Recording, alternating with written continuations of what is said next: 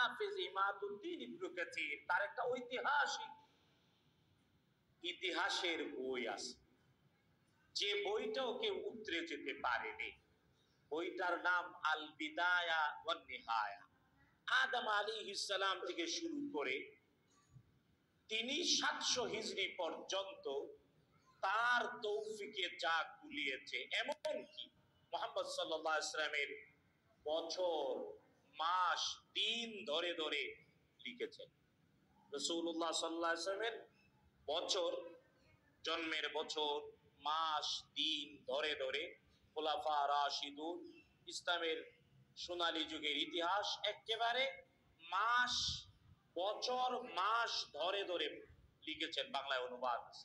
আপনারা পড়ে দেখবেন এর মধ্যে কোথাও পান কিনা যে রাসূল সাল্লাল্লাহু আলাইহি ওয়াসাল্লামের জন্মদিন পালন করা হয়েছে, সাহাবায়ে কেরামের জন্মের দিন পালন করা হয়েছে। না, ইসলাম আমাদেরকে জ্ঞান শেখায়, স্থূলতা শেখায় না, মূর্খতা শেখায় না।